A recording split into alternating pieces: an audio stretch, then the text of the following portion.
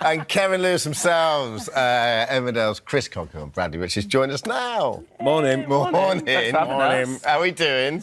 Good. Bit nervous. This is kind of surreal, isn't it? But Don't be nervous. excited. Nice to see you. Boys looking good. The legs are out. Yeah, the kneecaps are out. We're kind of matching, which we didn't message each other. Father and son out. Yeah. I don't know what happened there. We're going to Benidorm.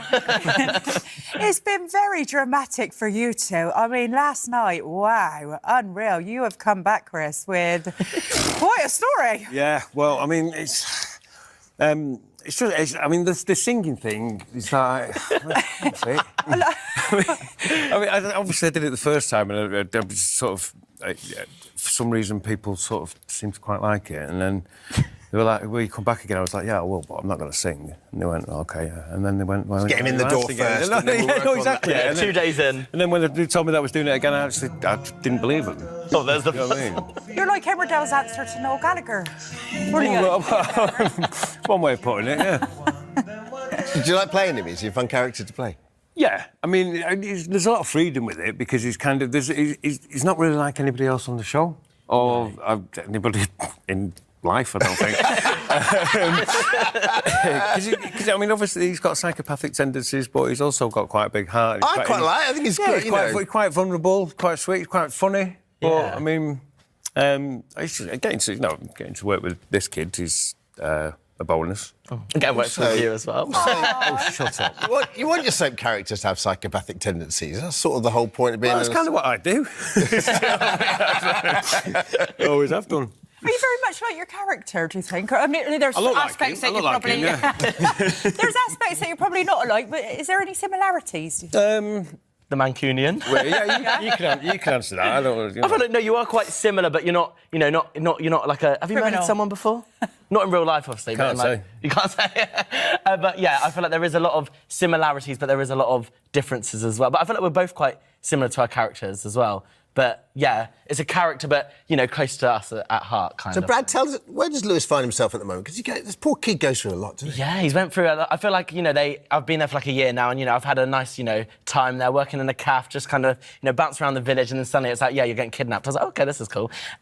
But yeah, there's a lot to process, and obviously him being autistic as well. I feel like there's a whole added layer, isn't there? It's like, taking in information sometimes, as an autistic person myself as well, it's like, it is a quite struggle, and you have to kind of navigate it differently. But, being kidnapped and then, getting thrown out and then being told it was your brother who did it and then being told that it was actually Kev and then he was your dad.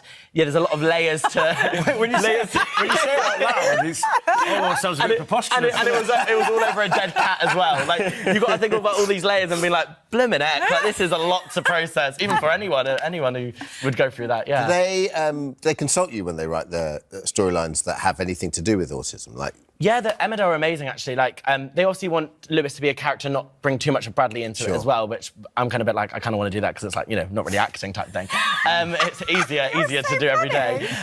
But yeah, they definitely ask a lot of like, the terminology like stimming or masking, burnout, all these different things that I've obviously experienced as well, that they want to do as authentic as possible. So yeah, the team are really cool to, they work with charities as well to speak to them about their experiences, but also ask me about mine as well, which is really cool. When did you get your diagnosis then? It was when I was about 9, so before... very young. Yeah. It was kind of... For me, it felt a little bit late because for the first, 8 years, 10 years of my life, I didn't use words to communicate. And then when I was 8, I started doing drama, and then I started, using sounds, and then I was, selective mutism until I was around 12, and then, went through speech therapy. And you were selective mutism? Yeah, so I didn't use words for, the first, 8, 9, 10 years of my life. And then I find this absolutely incredible. My mum says you can't shut me up now. Yeah, You're unbelievable. Oh, thank you. Yeah, you are. But yeah, it was definitely that acting that helped me with that a lot. Do you remember?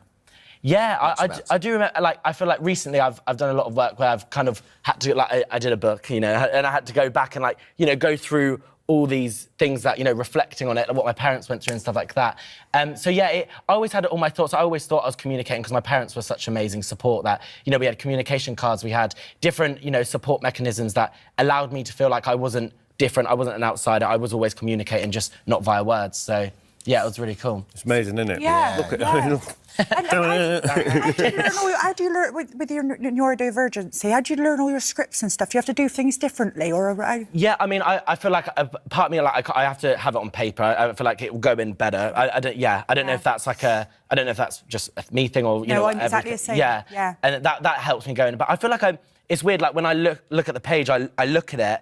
And then when I'm kind of doing the lines, sometimes when we're rehearsing, when I'm like trying to still like, you know, try and find the lines and stuff like that, I kind of actually can picture the page and kind of be like, oh, I've got one there. So I don't know if how... Like a superpower then, isn't it? Yeah, like, I don't know. I mean, I wish I could do that. You're quite good at learning lines. They give you a lot of lines, though. I make half a man up. Do they let you go off script? Do they? To a certain extent. I mean... They let Chris go off script. I don't seem to have much choice. No, I mean, it's one of those things where, you can get a sense of what's in the scene and sometimes if the dialogue is not... I mean, if you can make it work a little bit differently. Yeah. With, because people are from different places. Yeah. Do you know what I mean?